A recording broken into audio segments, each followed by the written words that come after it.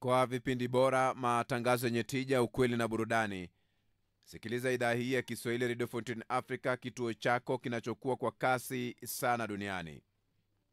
Wakati huu basi ni wakati mwafaka kupokea taarifa yetu ya habari.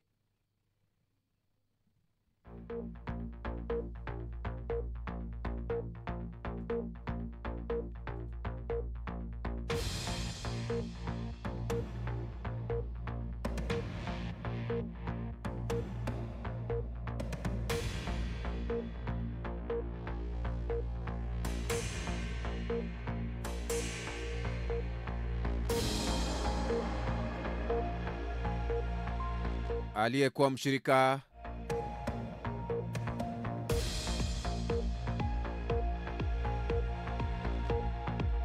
Karibu katika matangazo yetu ya Afrika leo jioni. Kutoka idhaa hii ya Kiswahili Radio Fortune Africa tumekuandalia mengi, ikiwa ni pamoja na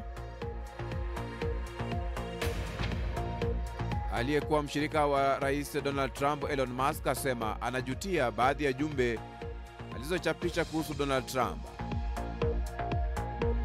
Idadi yaliyoachwa bila ya makazi Haiti yavunja rekodi.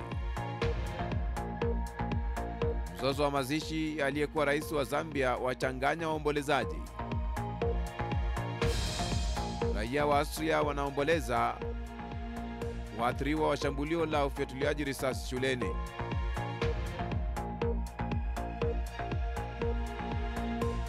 Amri ya kutotoka nje yaanza kutekelezwa katika jiji la Los Angeles, California, Marekani.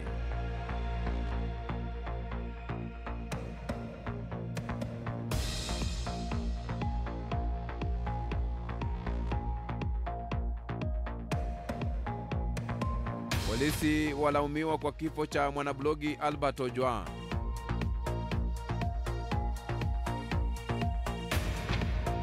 Rais wa Kenya William Ruto amelaani mauaji ya mwanablogi Albert Ojwang yaliyotokea katika seli ya polisi alimokuwa akishikiliwa.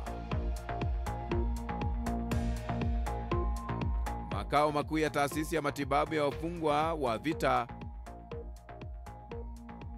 yaripoti katika mtandao wa Telegram kwamba kufikia sasa miili ya wanajeshi 1212 waliokufa imerejeshwa nchini Ukraine.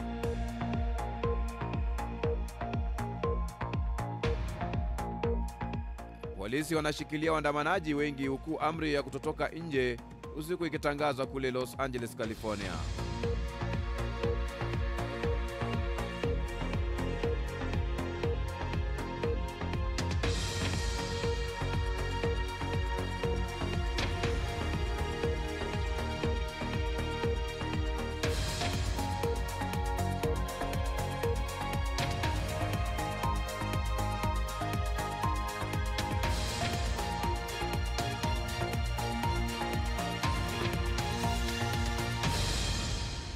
Naam, na tumai ubweri wa afya pote pale ulipo duniani kwa moyo mkunjufu na mikono miwili. Ujambo na karibu kwenye taarifa yetu ya habari kutoka idhaa hii ya Kiswahili Radio Fortune Africa. Jina langu ni Kantona Joseph. Mshirika wa karibu wa rais wa Marekani Donald Trump Elon Musk ameomba radhi katika mtandao wa X akielezea masikitiko yake juu ya vita vyake vya maneno na rais Donald Trump wiki iliyopita na kukiri kwamba baadhi ya ujumbe wake wa kumshambulia kiongozi wa taifa ulivuka mpaka. Wawili hao walijikuta katika mzozo hadharani baada ya mmiliki wa Tesla kupinga mswada wa ushuru wa Trump. Ujumbe wake unawadia baada ya Trump kutangaza kuwa uhusiano wao umefikia kikomo na kwamba hana nia ya kurekebisha. Bajeti hiyo ambayo inajumuisha punguzo kubwa la ushuru na matumizi zaidi ya ulinzi ilipitishwa na baraza la wawakilishi mwezi uliopita na sasa ipo katika bunge la Seneti. Musk aliwataka Wanamerikani kutoa wito kwa wawakilishi wao kutopitisha mswada huo, na kwa sababu anaamini utasababisha mdororo wa uchumi katika nusu ya pili ya mwaka huu. Takwimu mpya ya Umoja wa Mataifa inasema idadi ya watu walioachwa bila makazi Haiti imevunja rekodi. Tangu mwezi Desemba, idadi hiyo imeongezeka kwa 24%, ikifikisha idadi jumla iliyoachwa bila ya makazi Haiti kupindukia na kufikia milioni 1.3. Mji mkuu wa Port-au-Prince ndiyo ulioathirika zaidi, lakini pia ghasia zimezagaa hadi kwa miji mingine ya nchi hiyo. Magenge ya wahalifu yanadhibiti maeneo mengi ya mji huo, ikiripoti kuwa magenge hayo yameungana na sasa yanadhibiti 85% ya mji mkuu. Umoja wa Mataifa unasema watu hao milioni 1.3 walioachwa bila ya makazi ndiyo idadi kubwa zaidi kuwahi kurekodiwa. Haiti, taifa lililokumbwa na ghasia kali kwa miaka mingi. Mauaji ya ubakaji, utekaji nyara na uporaji vimechangia pakubwa katika kulitumbukiza taifa hilo katika msukosuko wa kisiasa. Mkurugenzi mkuu wa shirika la uhamiaji la IOM, Amy Pope, ametoa wito kwa jumuiya ya kimataifa kuchukua hatua ya dharura kudhibiti hali, akisema watu wamelazimika kuyahama makazi yao mara kadhaa na mzozo huo haupasi kuchukuliwa kuwa hali ya kawaida.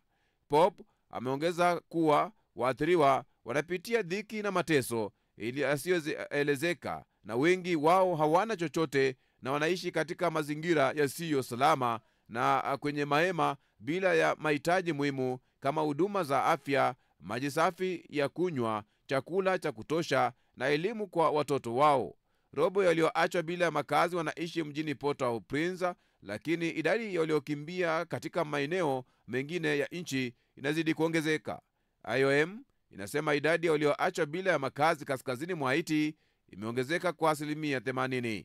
Mnamo mwezi Februari, shirika la Umoja wa Mataifa linaloshughulikia watoto UNICEF ripoti ongezeko la visa vya unyanyasaji wa kingono dhidi ya watoto. Umaskini mkubwa pia umewafanya watoto wengi kujiunga na magenge ya wahalifu. UNICEF inasema nusu ya idadi ya wapiganaji wa magenge hayo ni watoto.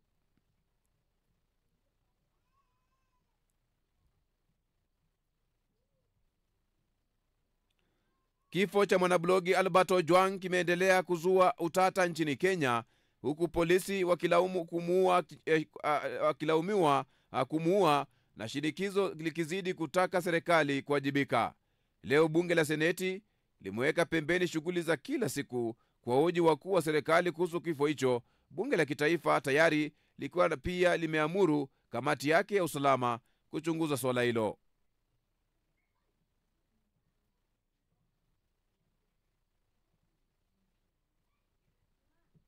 Kwa mara ya kwanza amesema serikali yake haitovumilia uhalifu unaotendwa na vyombo vya dola. Mambo ya usalama ya Kenya ni haki ya wananchi.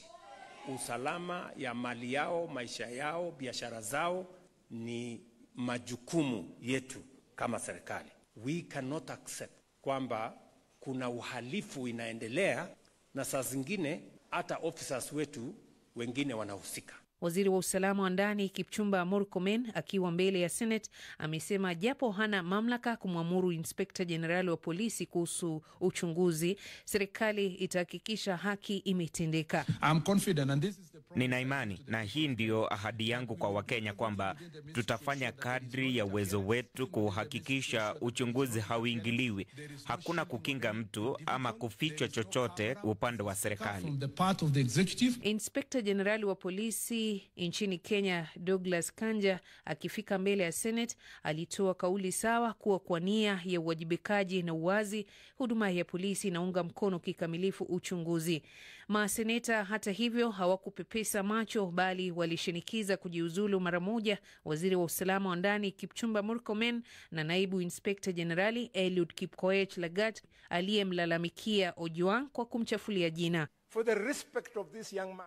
Kwa heshima ya huyu kijana, Waziri Murkomen, hujalia mtoto hadi miaka 31. Tafadhali jiuzulu. Haufai kuwa katika hiyo nafasi na kusihi, na si swala la binafsi. Tafadhali jiuzulu. Huwezi kutia moyo yeyote. You cannot be an inspiration. Mr. Langat, that nobody has said... Bwana Langat, hakuna anayesema una hatia. Lakini ili nchi iweze kuona hatua inachukuliwa, na hata mimi kama rafiki yako niridhike na hatua zinazoendelea, na kushauri jiuzulu hadi uchunguzi umalizike. Until investigations are concluded. Hapo jana uchunguzi wa maiti uliofanywa na madaktari 5 wa kupasua maiti ulibainisha kuwa Ojwang alifariki kutokana na majeraha ya kupigwa. Uchunguzi huu umeendana pia na uchunguzi uliofanywa na mamlaka huru ya utendakazi wa polisi IPOA, ambayo pia imedai baadhi ya ushahidi kwenye kituo cha polisi cha Kati tayari ulifutwa. Ann Wanjiku ni naibu mwenyekiti wa IPOA. Picha za kamera za siri katika ofisi ya afisa mkuu wa kituo OCS zilikuwa zimevurugwa. Mheshimiwa Spika, uchunguzi wa maiti na pia uchunguzi wetu unabainisha mhusika hakujiua. Polisi awali walidai kuwa Ojwang alijiumiza na kusababisha kifo chake. Je, shinikizo zilizopo zitaweza kushurutisha haki kutendeka kwa familia ya Ojwang?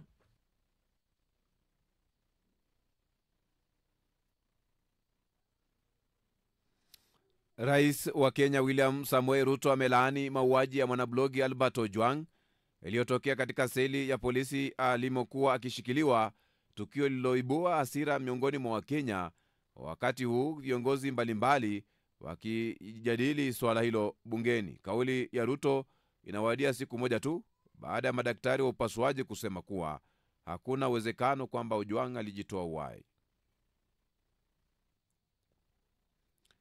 Makao makuu ya taasisi ya matibabu ya wafungwa wa vita yameripoti katika mtandao wa Telegram kwamba kufikia sasa miili ya wanajeshi 1212 wamekufa imerejeshwa nchini Ukraine.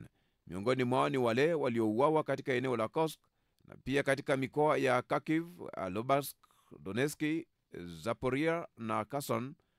Urusi na Ukraine zimekubaliana kuhusu kubadilishana miili ya wafu na pia kubadilishana wafungwa wa vita wenye umri wa miaka 25 waliojeruhiwa katika duru ya pili ya mazungumzo ya moja kwa moja yaliyofanyika Istanbul, Uturuki mnamo Juni 2.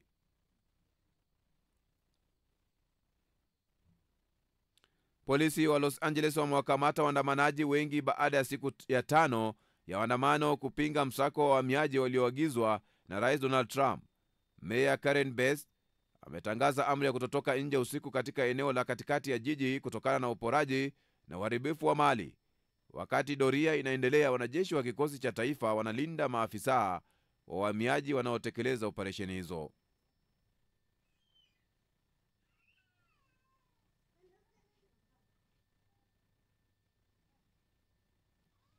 Marekani imeitaka nchi ya Rwanda kuwaondoa wanajeshi wake katika ardhi ya Jamhuri ya Demokrasia ya Kongo kabla ya kusainiwa kwa mkataba wa amani, vyanzo vya kidiplomasia vimesema.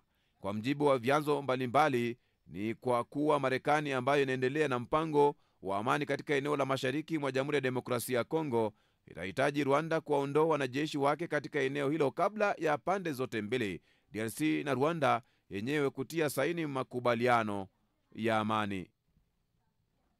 Toka kule Marekani ambapo imeitaka nchi ya Rwanda kuondoa wanajeshi wake katika ardhi ya Jamhuri ya Kidemokrasia ya Kongo kabla ya kusainiwa kwa mkataba wa amani, vyanzo vya kidiplomasia vimesema, anavyofafanua hapa mwanahabari wetu Ruben Kakule Lukumbuka. Kwa mujibu wa vyanzo mbalimbali ni kuwa Marekani ambayo inaendeleza mpango wa amani katika eneo la mashariki mwa DRC itahitaji Rwanda kuwaondoa wanajeshi wake katika eneo hilo kabla ya pande hizo mbili kutia saini makubaliano ya amani. Sharti hilo la Marekani huenda likaikasirisha Kigali ambayo imekuwa ikitetea uwepo wa wanajeshi wake kule Kongo kutokana na kile serikali ya Kigali inasema makundi yenye silaha nchini Kongo ni tishio la kudumu kwa usalama wake na eneo la maziwa makuu. Rasimu ya mkataba wa amani iliyopendekezwa katika mikutano ya Doha na Marekani imeonyesha kwamba sharti mojawapo lililoorodheshwa kabla ya kusainiwa kwa mkataba wa amani huko mashariki mwa DRC ni kwamba Rwanda inatakiwa kuwaondoa wanajeshi wake, silaha na vifaa vyake vyote huko Kongo. Sharti hili pia limetolewa na viongozi wakuu wa Jumuiya ya Nchi za Afrika ya Kati ECOWAS katika mkutano wao wa kilele uliofanyika mwishoni mwa juma lililopita huko Malabo, Equatorial Guinea, na ambao walisisitiza kuwa lazima mipaka ya DRC iheshimiwe.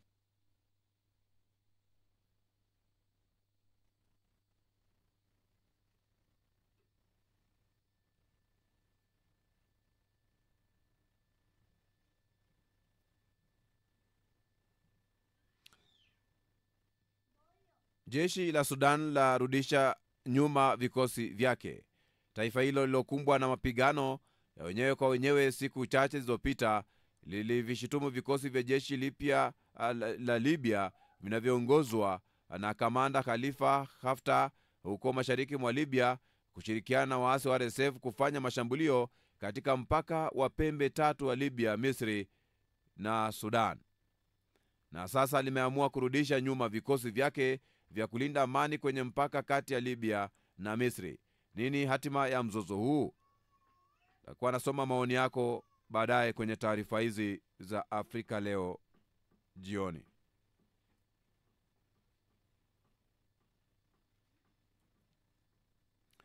Mkutano wa kilele wa Umoja wa Mataifa kuhusu ulinzi wa bahari unaendelea mjini Nice, kusini mwa Ufaransa.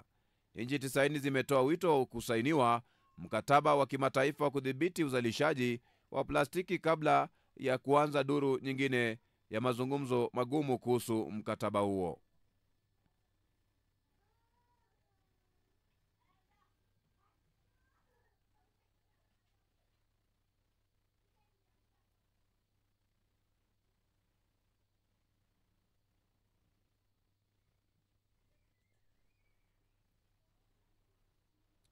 Kupanga mazishi kunaweza kuwa majaribio makubwa, hali ikiwa sio tofauti hata kwa rais wa zamani wa nchini Zambia.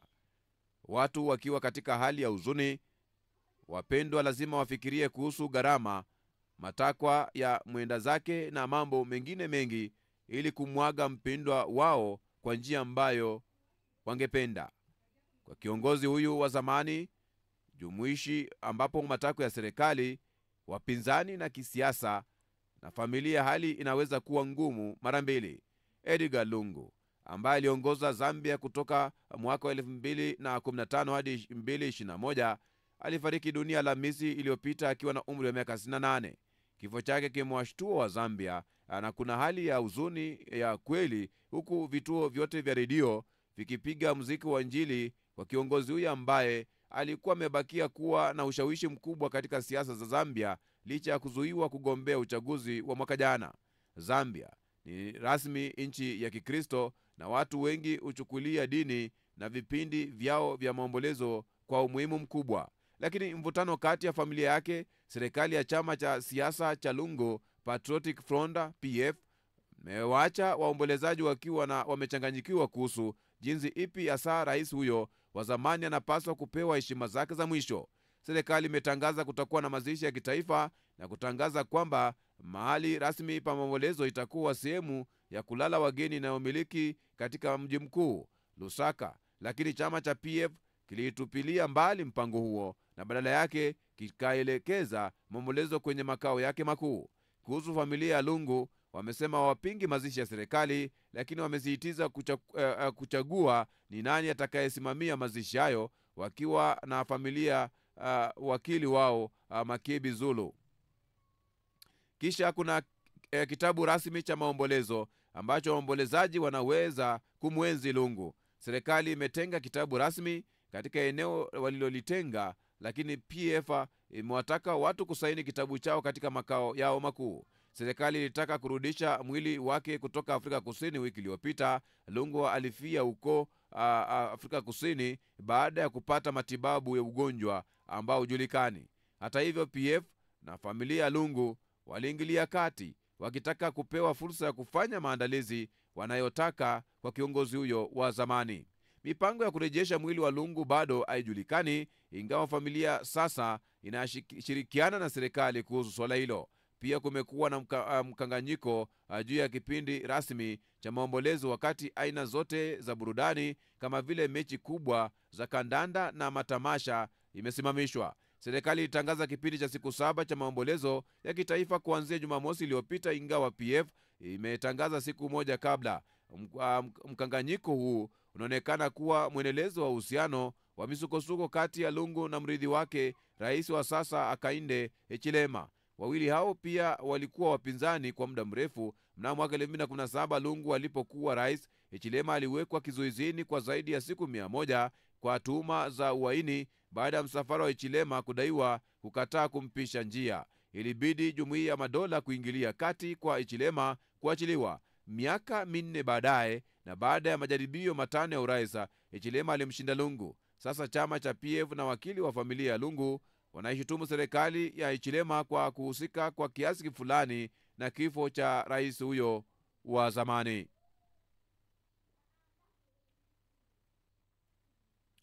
Maelfu ya watu nchini Austria wamefanya mkesha wa kuwasha mishumaa kwa waathiriwa walioshambuliwa kwa ufyatuaji risasi shuleni ambapo watu 10 waliuawa. Polisi wamesema mshukiwa huyo mwenye umri wa miaka 21 ambaye ni mwanafunzi wa zamani alijitoa uhai katika bafu ya shule muda mfupi baada ya kutekeleza shambulio hilo huko Graz siku ya Jumanne, ilikiwa ni baya zaidi katika historia hivi majuzi ya taifa hilo. Kisa hicho kilitokea katika shule ya upili ya Adrenschonsengase kaskazini magharibi mwa jiji. Watu wengine 12 walijeruhiwa, wengine vibaya, na pia washambulio hayo bado yanachunguzwa. Maafisa wamesema wanawake 6 na wanaume 3 waliuawa katika shambulio hilo na mwanamke wa 4 alifariki dunia baadaye akiwa hospitalini. Ni taarifa ya habari kutoka idhaa hii ya Kiswahili ya Radio Fortune Africa.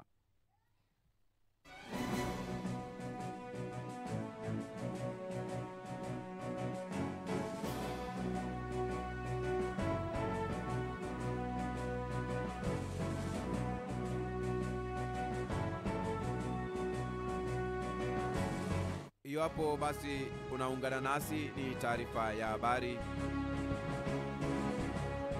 kutoka idhaa hii ya Kiswahili Radio Fortune Africa, ambapo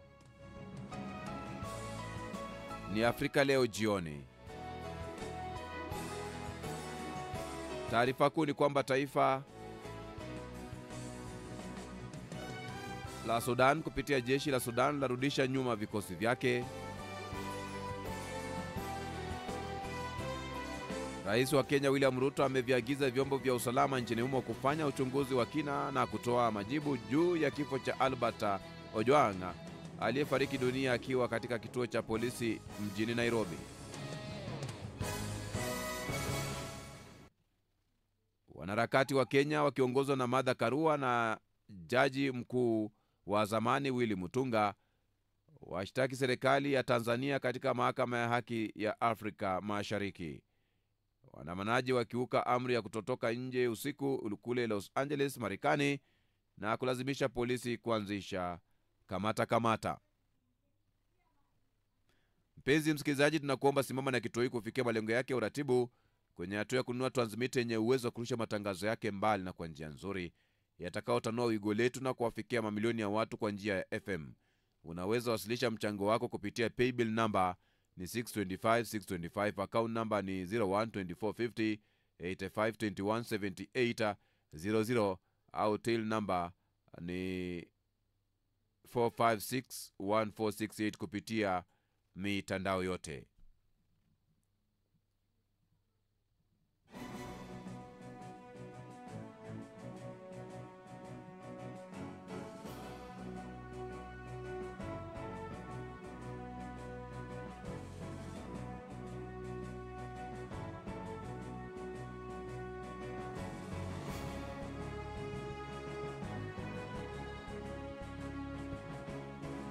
Katika makala ya Je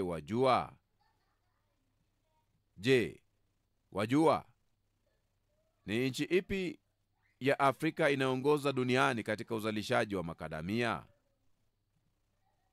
Ndio swali hapa ambalo nakuuliza.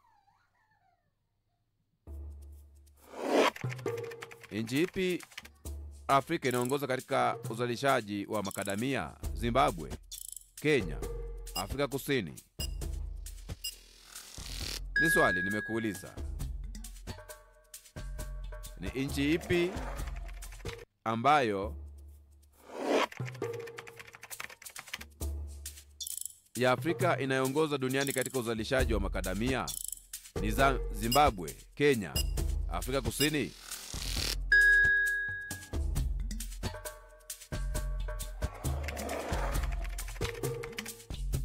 Ni Afrika Kusini. Afrika Kusini inaongoza duniani kwa kuzalisha makadamia ikiwa na asilimia 41 ya jumla, ikifuatwa na Australia ikiwa na asilimia 23, Kenya ikiwa na asilimia 10, Uchina asilimia 5, Uholanzi asilimia 2.7 mwaka wa 2024.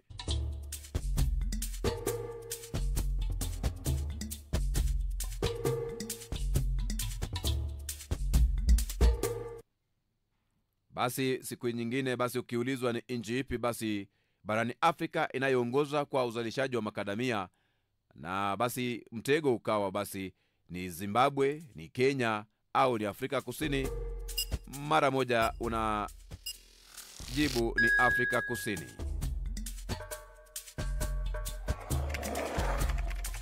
Afrika Kusini inaongoza duniani kwa kuzalisha makadamia ikiwa na asilimia 41 ya jumla, ikifuatwa na Australia 23%, Kenya asilimia 10, Uchina asilimia 5, Uholanzi asilimia 2.7 mwaka wa 2024.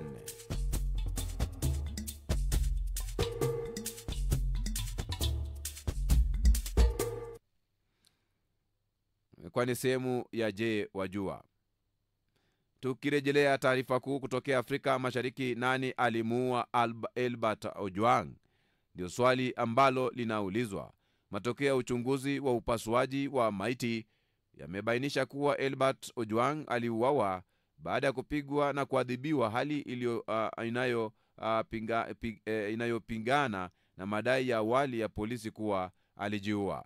Matokeo haya yamezidi kuibua hasira miongoni mwa Wakenya, huku viongozi kadhaa akiwemo aliyekuwa waziri mkuu Raila Odinga wakitaka uchunguzi wa haraka na wa uwazi kufanyika na kuwajibisha waliohusika na kifo cha Albert Ojwang. Albert Ojwang. Matokeo ya uchunguzi wa upasuaji wa maiti yamebainisha kuwa Albert Ojwang aliuawa baada ya kupigwa na kuadhibiwa, hali inayopingana na madai ya awali ya polisi kuwa alijiua. Matokeo haya yamezidi kuibua hasira miongoni mwa Wakenya, huku viongozi kadhaa wakiongozwa na aliyekuwa waziri mkuu Raila Odinga wakitaka uchunguzi wa haraka na uwazi ufanyike na kuwajibishwa kwa wahusika wote. Kwa siku ya pili mfululizo, maandamano yameendelea jijini Nairobi, huku waandamanaji wakimtaka naibu inspekta jenerali wa polisi Eliud Lagat kujiuzulu kwa madai ya kutoa amri ya kukamatwa kwa Ojwang. Wakati huo huo pia, inspekta jenerali polisi anaonekana kushindwa kujibu baadhi ya maswali kutoka kwa familia ya Ojwang. Leo hii matokeo inatokea kwamba mtoto wangu amekufa kwa majeraha ya kupigwa. Nahitaji unieleze kwa nini ulimuua mtoto wangu. Alikukosea nini ambayo inagharimu kifo chake? Aidha, baadhi ya wabunge wameeleza kutokuwa na imani na mamlaka huru ya uchunguzi wa polisi IPOA, wakisisitiza kuwa uchunguzi wa kimataifa au huru kutoka nje ya nchi unapaswa kufanywa. Kwa upande wake, Rais William Ruto ametaka polisi kuhakikisha wanatoa ushirikiano utakaopelekea kufanyika kwa uchunguzi ulio wazi. Spika wa bunge Moses Wetangula ametoa hadi Alhamisi kwa kamati ya bunge masuala ya usalama kuwasilisha ripoti ya awali ya kifo cha Ojwang.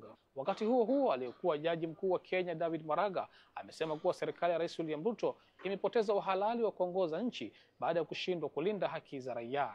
Kamati ya bunge ya usalama inamtaja naibu inspekta jenerali Eliud Lagat kama mmoja wa maafisa wanaohusishwa moja kwa moja na kukamatwa kwa Ojwang kwa madai ya kuchapisha taarifa za kumharibia sifa mkuu wa polisi kwenye mitandao ya kijamii.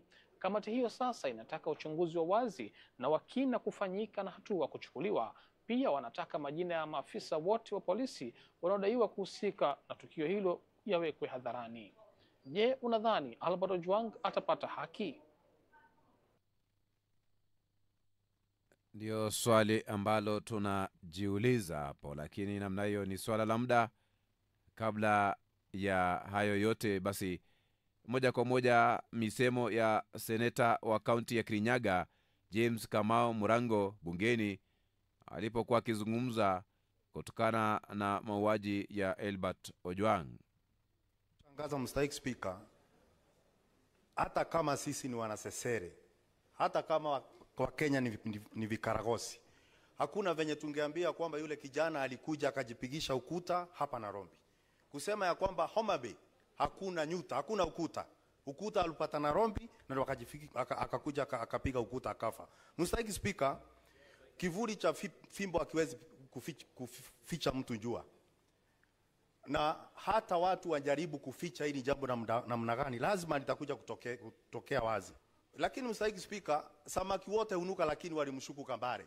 Kama kuna harufu, kama kuna mwozo, ni lazima ya polisi kuanzia juu mpaka chini. Na kwa hivyo waisema kwamba wale wandogo peke yao ndo walifanya hii kitendo. Mstahiki Spika, tunaona kama ningekuwa ni Mbwenyenye amewawa, kungekuwa na watu tayari wamekamatwa. Na kuna msemo moja wa Kiswahili unasema kwamba maskini hedi mkele, na hata angenda mkele akapakia jahazi mchele tele, urudi na upele. Kifo cha Ojwang kinafaa kuwa venye hatua inachukuliwa wakati wandosi wanawawa, hata huyu kijana nafaa kuangaliwa na mambo yake ichunguzwe. Lakini unajua mstahiki Spika, ukiona kesi inakaa sana katika kasri ya mfarume, ujue kwamba tajiri ana makosa. Hii kesi ya huyu kijana venye imekuwa ikizungushwa, inaonekana kwamba kuna wandosi fulani ambao wako na makosa. Lakini iko siku ukiona kivuli cha mtu mfupi kimeanza kuwa kirefu, jua kuna kucha ama ni machweo. Siku moja machweo itakuja kutufikia. Kwa hivyo ningeomba serikali, taasisi za usalama kuhakikisha kuvalia njuga swala hili, kuhakikisha ya kwamba Ojwang isiwe tu kwamba itakuwa ni takwimu ya mtu mwingine amepotea na hakuna kitu imefanyika. Asante sana mstahiki Spika. Kiswahili kitukuzwe. Ndio imebidi nikuletee haya ambayo nimeyafuatilia leo, wakati ambapo seneta anaitwa wa kaunti ya Kirinyaga James Kamau Murango akiweza kudadavua pale ya kwake kupitia misemo. Inapendeza sana. Yapo basi unaungana nasi. Marekani inataka wanajeshi wa Rwanda kuondoka DRC kabla ya kusainiwa kwa mkataba wa amani.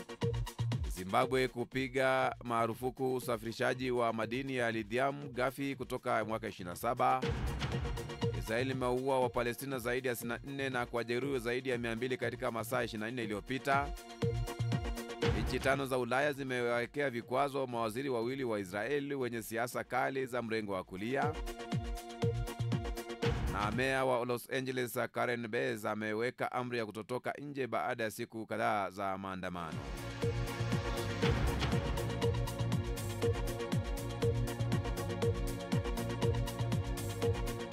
Kabla ya kuweza kupokea maoni yako, ni kwamba madereva wa teksi Uganda wametishia kuisimamisha huduma zao nchini nzima kuanzia Jumatatu iwapo mfumo mpya wa adhabu ya Auto Express EPS hautasitishwa. Mfumo huo unaotambua makosa ya madereva kupitia kamera za maalum umekuwa ukiwatoza faini kwa sababu ya makosa kama mwendo kasi na ukiukaji wa taa nyekundu. Lakini madereva wanadai kuwa mfumo huo unawanyanyasa, huku wengine wakidai kutozwa faini zaidi ya mara moja kwa siku. Adhabu ni pamoja na mwendo kasi, ukiukaji wa taa nyekundu na ukiukaji mwingine unaotambuliwa na mfumo huo wa elektroniki.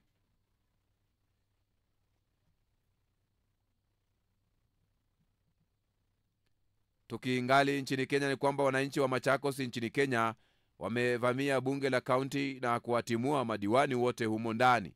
Madiwani hao walikuwa wakipigana makonde walipofukuzwa na wananchi na utovu wa nidhamu na malumbano yasiyo na msingi badala ya kujadili masuala ya maendeleo.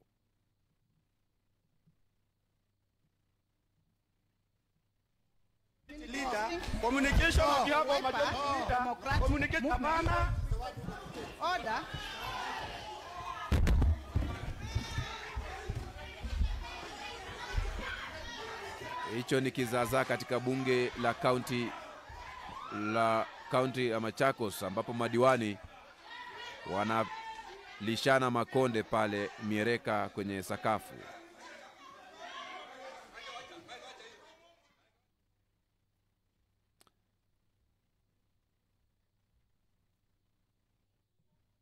Ndio hali. Polisi wa kudhibiti ghasia nchini Kenya wamejikuta hatarini baada ya maandamanaji kuwakabili akiwa na panga mjini Nakuru. Waandamanaji walikuwa wakilalamika kuuawa kwa kijana mmoja wa polisi waliokuwa wakifanya msako wa uzabangi.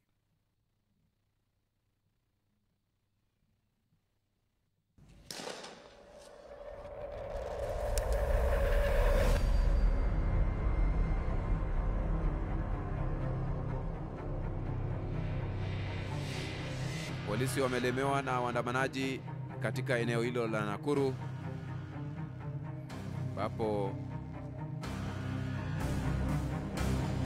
kulikuwa na maandamano.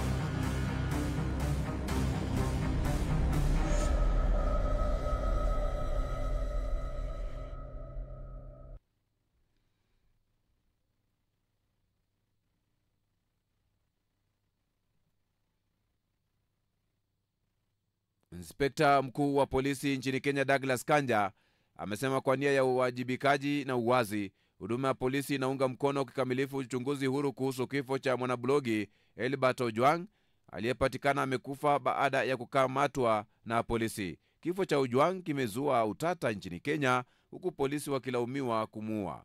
Waziri wa usalama wa ndani, mkuu wa polisi na mkuu wa kitengo cha makosa ya jinai wapo walikuwa mbele ya seneti kwa kuhojiwa kuhusu tukio hilo.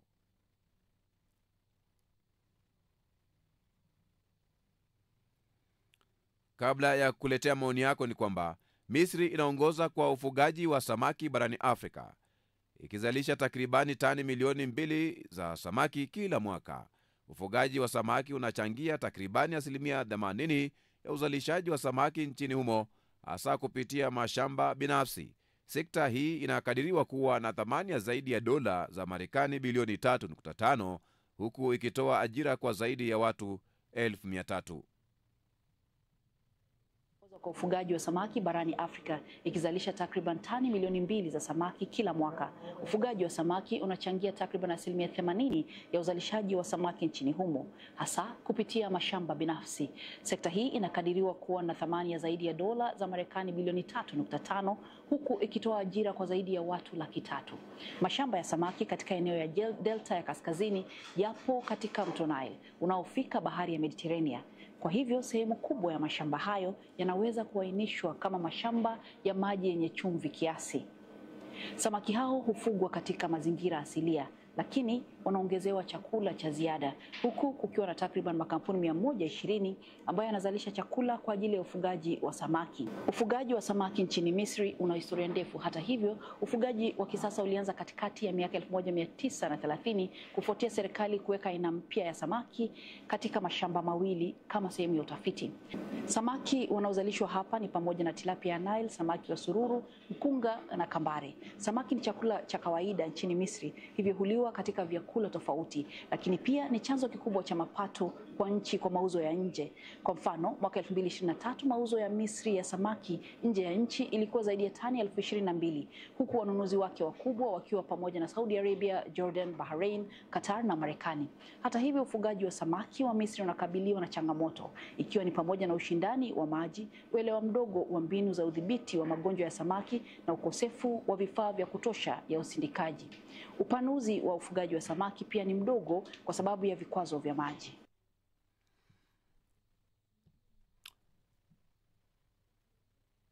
Asante sana kwa hali hiyo ambayo namna hiyo tunazidi kusonga mbele, ambapo Wizara ya Afya Uganda imepinga madai ya kuwepo kwa maambukizo mapya ya uviko 19 nchini humo. Taarifa ya wizara hiyo imedai kuwa ripoti zilizosambaa mitandaoni ni ya za video za zamani zinazosambazwa na watu wenye nia mbaya.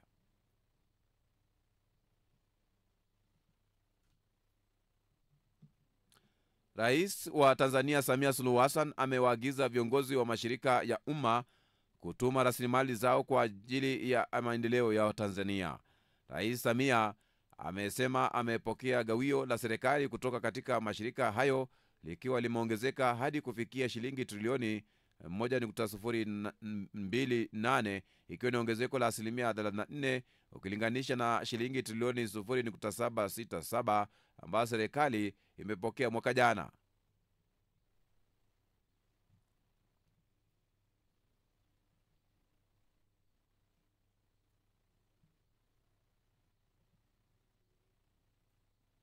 Faru weupe 70 wamehamishwa kutoka hifadhi ya Munyawana Afrika Kusini hadi hifadhi ya kitaifa ya Akagera nchini Rwanda. Uhamishaji huu unakamilika kwa awamu 2, kila moja ikijumuisha faru 35 waliotenganishwa kwa siku 3. Hatua hii inalenga kuimarisha idadi ya faru weupe wa Akagera ili iweze kuchangia ipasavyo katika juhudi za uhifadhi wa kikanda na kuimarisha jukumu la Rwanda katika uhifadhi wa faru.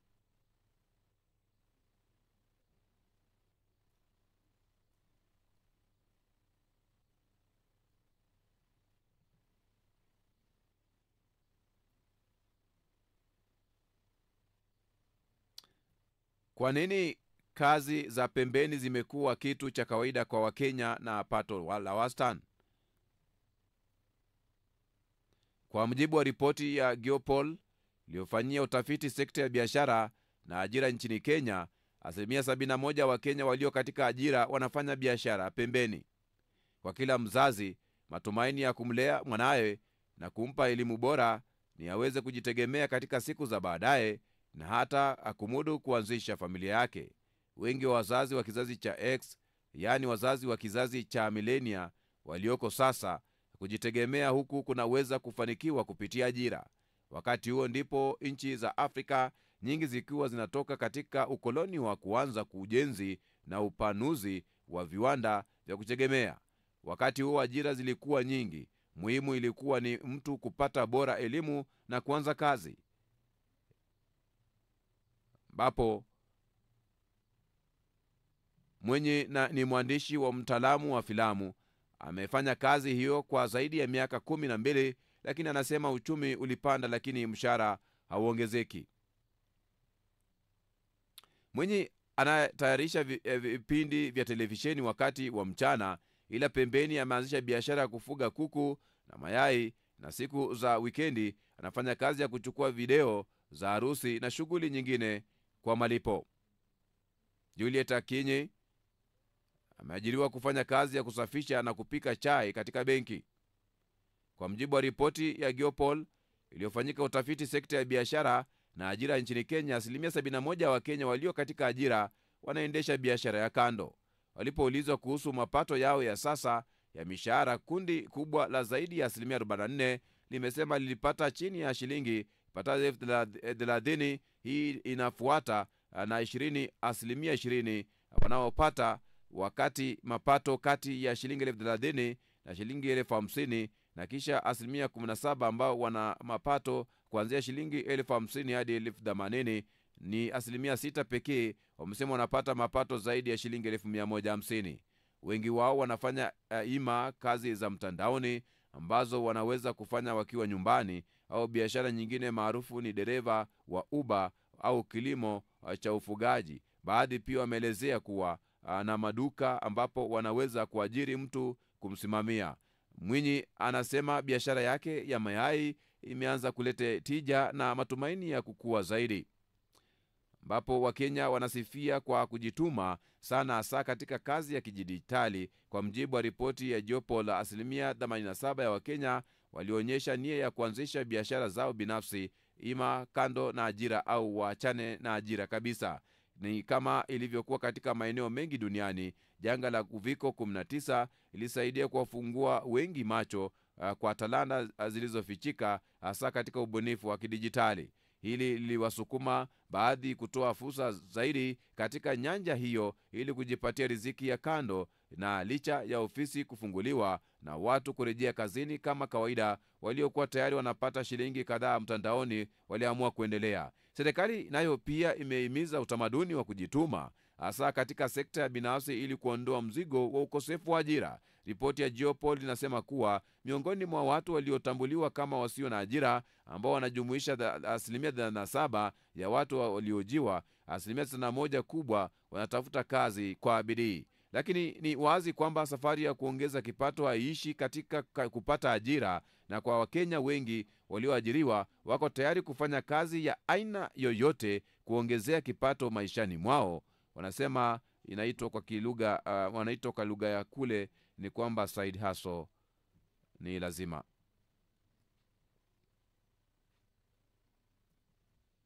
Sasa hivi nachukua nafasi ya kuweza kusoma yale ambayo umeweza yatuma kwenye barua pepe, popote pale ambapo ndakumbana na ujumbe wako. Basi asante sana Franco Kisanga kutokea maeneo 2-in-1 border kule maeneo ya Isibania, wakiendelea kutusikiliza. Sema kwamba Radio 14 Africa mnabisha na mnabisha kubisha. Asante sana Aminieli pale Vimacha, Arusha pale Tanzania. Hongereni Radio 14 Africa kwa matangazo yenu mazuri mufti na kupata kupitia kitandazi. Hicho ni Facebook. Oscar pale Sidilon pale Wakitombo Muleba Kagera Tanzania, na wafuatilia vyema matangazo yenu ambayo mnayaleta Afrika leo jioni. Asante na karibu. Lucas Isido wa Dar es Salaam pale amesema kila laheri kwa nchi zote 90 zinashiriki mkutano wa kilele wa Umoja wa Mataifa ulinzi wa baharini mjini Nice, Ufaransa. Asante na karibu. David Sechanga pale mwanaharakati mzalendo toka Wagumu tuna adumu pale anasema tuko pamoja katika matangazo ya Afrika leo jioni.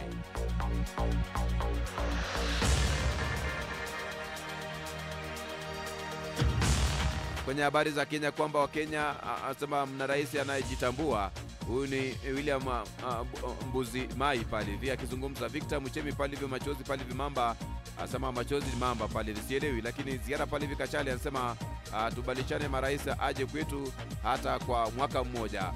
Thomas Mayungu pale mwana Alosia pale washabiki wa Simba toka Geita Tanzania. Viongozi wa mataifa ya Afrika huwa tunakwama wapi? Mfano mtuhumiwa anafariki akiwa chini ya ulinzi wa polisi, alafu unachunguza chanzo cha kifo wakati kinajulikana. Jamani. Haya, huyo ni Thomas Mayungu mwana wa Losia.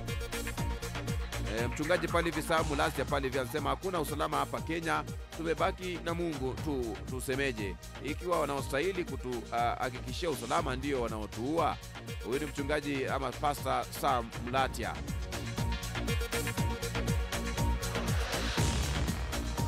Medad pale Lugalia pale kauli yenye matumaini kutoka kwa kiongozi wa nchi yenye raia wanaotumikia. Ingekuwa kwa wenzetu kisiwa cha amani, ungesikia kauli ngumu za kusikitisha sana. Bwana ndio huyo Medad Lugalia pale akizungumza pale kauli zake hizo popote pale ulipo. Sasa hivi basi ninaenda mapumzikoni ili uweze kupokea makala ya siku ya leo. Hii ni idhaa ya Kiswahili Radio 14 Africa.